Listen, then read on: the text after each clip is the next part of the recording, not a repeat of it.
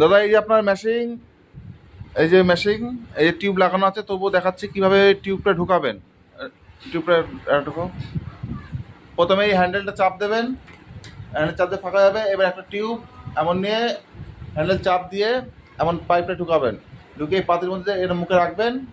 আর যাতে ওই টিউবটা স্ট্রেট থাকে, হ্যাঁ, টিউবটা যেন না ব্যাকে, এটা একটু খেয়াল রাখবেন। এই যে এইভাবে দিচ্ছে, এই যে হ্যান্ডেলটা চেপে ধরে তারপরে এটা দিচ্ছে, দেখেন। হ্যাঁ, এবার ছেড়ে দিল। এবার দেওয়ার পরে এবার সুইচটা দিতে হবে। এই সুইচ দিলে মেশিন চালু হয়ে যাবে। দাও সুইচ দাও। কাটিং শুরু হয়ে গেছে,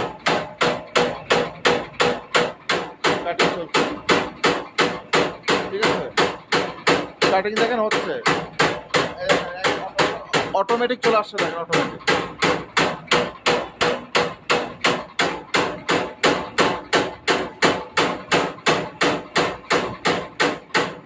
এখন পিছনে গজবে, এখন পিছনে কিভাবে দিতে হয় টিউব দেখেন। ওই একটা টিউব আছে,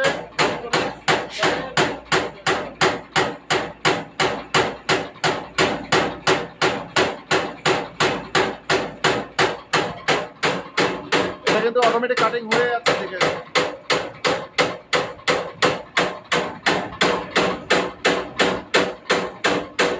এদিকে কাটিং হয়ে যাচ্ছে, আর ওই সাইডের পিছনে টিউব বুঝতে হবে এইভাবেই।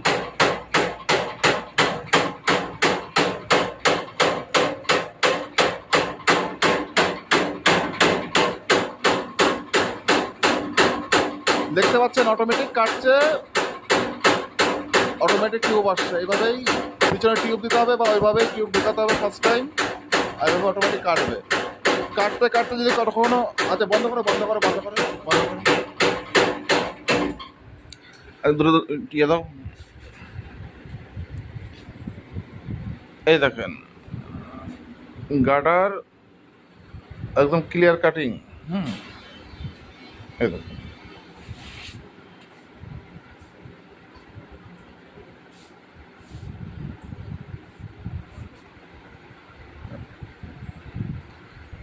আবার চালু করো, আবার চালু করো। আচ্ছা দাও দাও দাও। ধরুন কখনো এই সাইডে কাটছে না, ওই সাইডে কাটছে, এই সাইডে কাটছে না, তার মানে এই সাইডে প্রেশার বাড়াতে হবে একটু ব্লেডটাকে। এবার প্রেশার বাড়াতে গেলে কী করতে হবে? প্রেশার বাড়াতে গেলে এই যে নাটটা, এই নাটটাকে হালকা ঢিলা দিয়ে এই পিছনের নাটটাকে হালকা টাইট মারতে হবে, খুব হালকা। এইটা হালকা ঢিলা দিয়ে এই পিছনের নাটটাকে হালকা টাইট মারতে হবে, তবে এখানে প্রেশারটা বেড়ে যাবে সামনে প্লেটটা, ঠিক আছে।